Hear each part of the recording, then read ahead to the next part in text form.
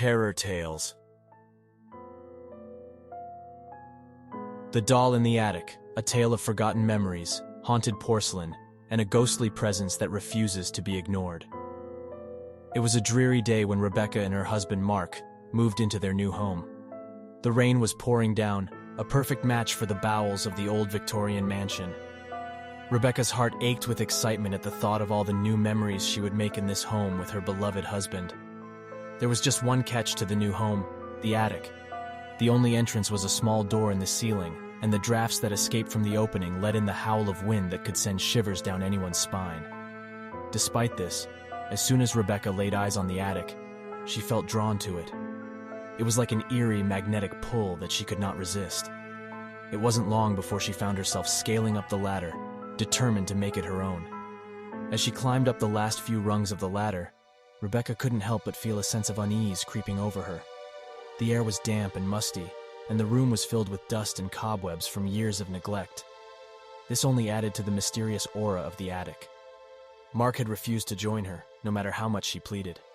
The attic gave him the creeps, and he was relieved when his wife came back downstairs, seeming a little disappointed, but he brushed it off and said they could come back later. Days passed by, and Rebecca couldn't stop thinking about the attic. Every time she heard the wind howl and the rain beat down on the roof, she couldn't help but feel the pull of the mysterious room above her. It wasn't long before she was back up there, this time armed with a flashlight and a sense of determination. As she roamed through the dark and dingy space, she couldn't help but feel a sense of familiarity. It was as if she had been here before, even though it was her first time in the attic. Her heart raced as she reached the far corner of the room, where a large wooden box sat, barely visible among old broken furniture and cobwebs. Rebecca reached out to grab the box, and suddenly something shifted. It was almost like someone had reached out and grabbed her arm. She jumped, startled, and shone her flashlight around the room, but there was no one there. Shaken, Rebecca hastily picked up the box, her curiosity overwhelming any sense of fear she had in the moment. As she lifted the lid and peered inside, she discovered it contained an old porcelain doll. With porcelain skin and eyes that seemed to stare straight through her, the doll immediately gave Rebecca the chills.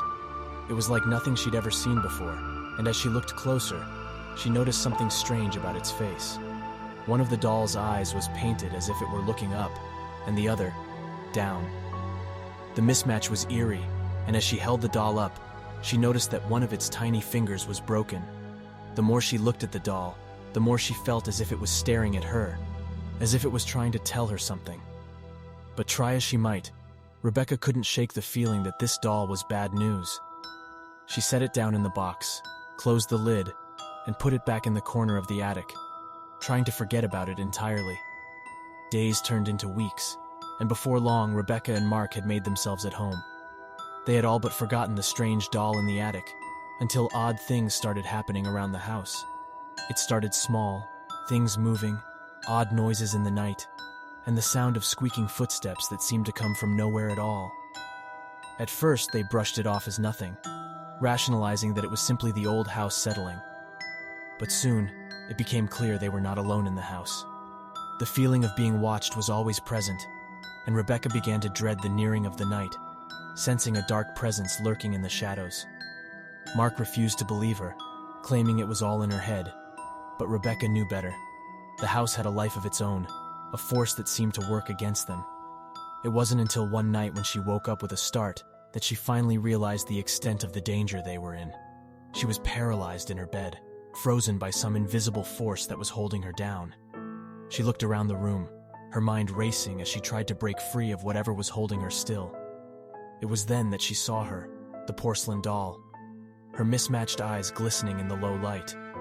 Without warning, the doll lunged forward, the sound of breaking porcelain echoing through the room.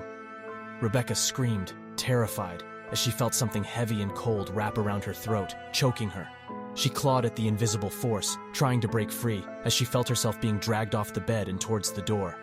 As she tumbled down the stairs, the doll chasing after her, Rebecca felt a sense of familiarity wash over her. It was like she'd been here before, in this house, with this presence, but she couldn't put her finger on where it was that she knew it from.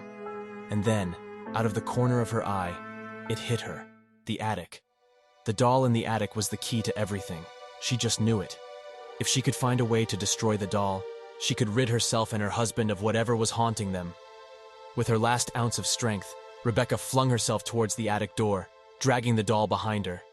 As she made her way up the stairs, she could hear the sounds of the old mansion creaking and groaning around her, as if it was alive and fighting her every step of the way. Finally, she reached the attic, panting and out of breath, and with shaking hands, she opened the box and took out the doll. With a fierce determination, she took a hammer and smashed it to pieces, scattering the porcelain scraps across the ground. And then, just like that, everything went quiet. The feeling of dread that had been plaguing Rebecca for weeks slowly dissipated, and she felt like herself again. Normal. Safe. But something had shifted as well. Looking around the attic, she saw that the space was now bright and airy, the cobwebs gone, and the smell of dampness now replaced with the scent of clean air. In the end, Rebecca never did find out who or what was haunting her and her husband. But one thing was for certain: the doll in the attic had been the cause of it all. Years went by, and Mark and Rebecca stayed in that old Victorian mansion until their dying days. It was their home, and they never let the memory of the ghostly presence and the haunted porcelain doll fade away. The story of the doll in the attic was passed down the generations and became something of a legend in the family. It wasn't until many years later, after Rebecca's passing, that the new homeowners discovered the attic and all its secrets. As they made their way through the dusty old room, they came across the wooden box, and with a sense of curiosity, they opened it.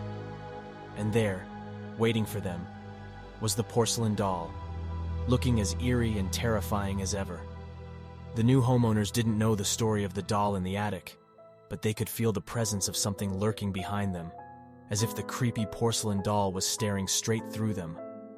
And as they hurried down the ladder, away from the haunted attic, the sound of a broken porcelain finger falling to the floor echoed behind them.